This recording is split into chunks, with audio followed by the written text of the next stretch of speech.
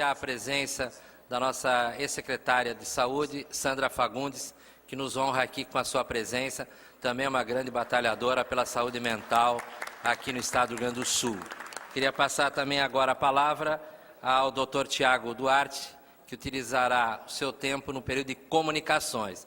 Nesta quinta-feira, 21 de maio, nós estamos discutindo a saúde mental, a luta antimanicomial.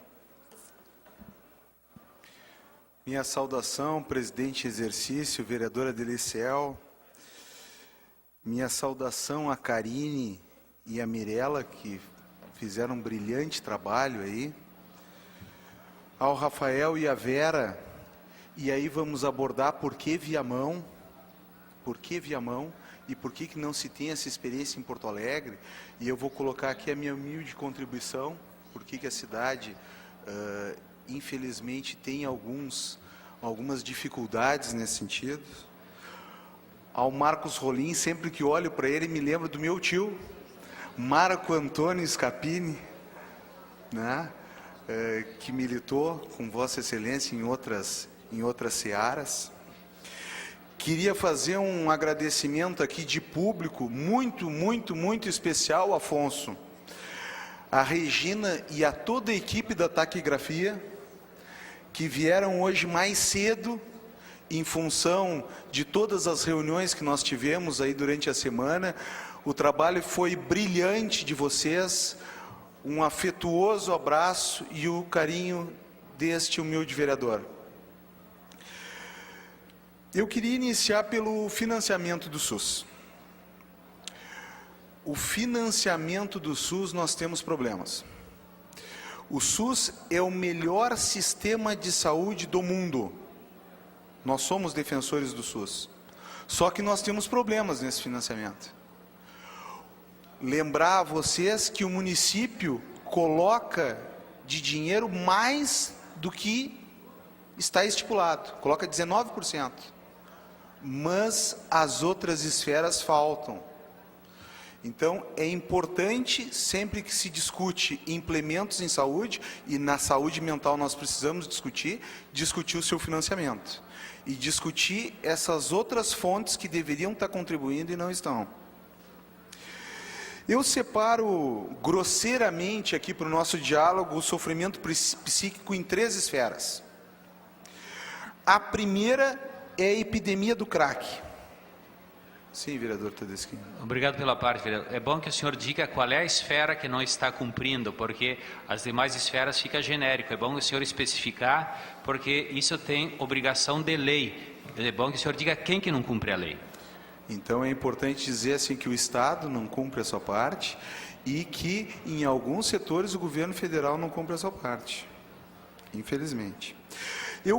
Para avançar no debate, eu separei grosseiramente, para a gente poder avançar nessa discussão, o sofrimento psíquico em 3 áreas.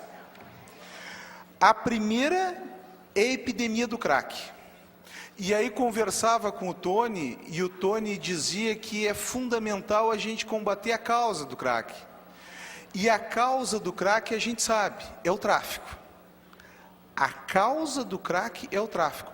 O crack tem sido extremamente democrático.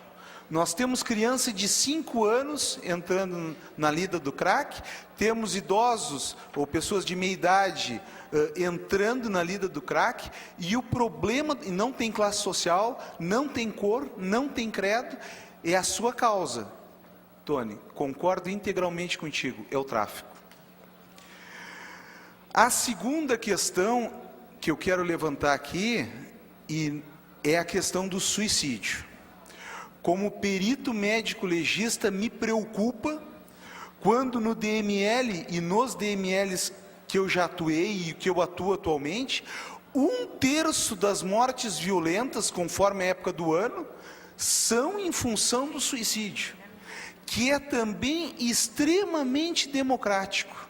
Não tem classe social, não tem credo, não tem cor, é extremamente democrático e tem avassalado a nossa sociedade. E a terceira questão é com relação aos pacientes psiquiátricos crônicos. Aos pacientes psiquiátricos agudos, Fernanda, temos algumas divergências, principalmente no que tange a tratamento técnico, a eletroconvulsoterapia, mas isso é uma discussão que eu acho que é para outra oportunidade. Mas temos algumas divergências. Em algumas situações especialíssimas, ela pode ser lançada à mão e, se feita de forma correta, ela pode ter um grande resultado. Com relação aos psiquiátricos crônicos, então, eu queria enfatizar a experiência de um psiquiatra gaúcho que é primaz nessa situação, que é o Dr. Luiz Coronel. O Dr. Luiz Coronel, à frente do IPF, ele iniciou um programa de alta gradativa daqueles pacientes, e que teve muito sucesso, e que seguramente pode ser empregado para os pacientes psiquiátricos crônicos. Claro que sob supervisão, claro que com condições mínimas de tratamento em domicílio, mas que pode ser empregado. E a amostra é o vídeo que vocês fizeram.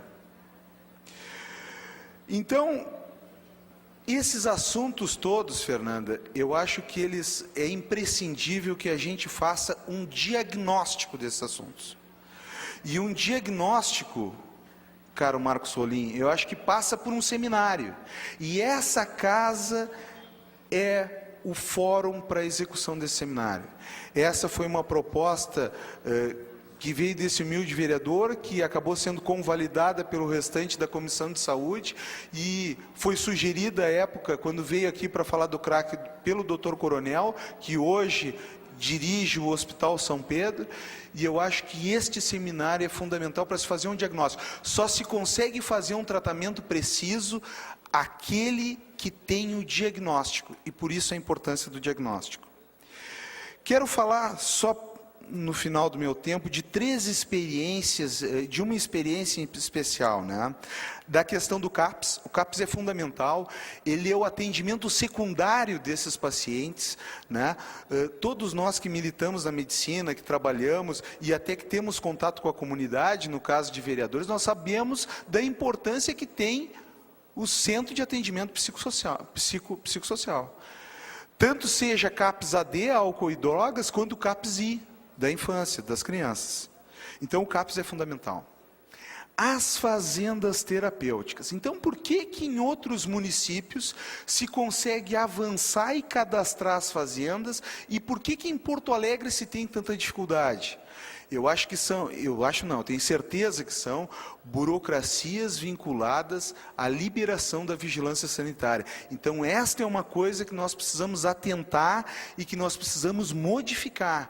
A burocracia vinculada à CGVS para o cadastro dessas fazendas e desses locais de atendimento terapêutico. E, por fim, eu queria falar de uma experiência que tem ocorrido na Restinga, que é a terapia comunitária. Como em medicina, como em saúde, como na vida, nada se cria, tudo se copia, como diria o célebre Chacrinha, a terapia comunitária foi criada por um psiquiatra cearense chamado Adalberto Barreto, que começou a observar que a melhoria das redes sociais facilita o tratamento e a prevenção das doenças psiquiátricas. E nós iniciamos essa experiência lá na Restinga, com a psicóloga Lisiane, com terapeutas comunitários que acabaram fazendo uma formação em terapia comunitária, e isso hoje está afastando muita gente da internação, está trazendo essas crianças para a rede sadia das comunidades e fazendo com que essas crianças também não ingressem no mundo do crack. Ela funciona mais ou menos, Tarciso, como uma escola de futebol, que faz no turno inverso a escola, que torna o guri, a criança, o jovem, no turno inverso a escola um cidadão.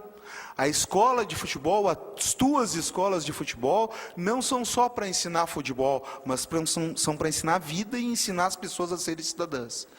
Então, eu acho fundamental, encaminhando, que a gente possa fazer um diagnóstico disso através de um seminário, e essas 3 situações são importantes na resolução. Resolução é difícil a gente ter nesse problema, principalmente vinculado ao sofrimento psíquico, mas pelo menos vão amenizar a situação, que é a questão da implementação seguramente de mais CAPs, que é a situação da facilitação da regularização das fazendas terapêuticas e da ampliação para toda a cidade da terapia comunitária, que vai ser uma forma da gente restabelecer as redes regionais, fortalecer as comunidades, para que a comunidade mesmo possa se defender do crack e da droga. Muito obrigado.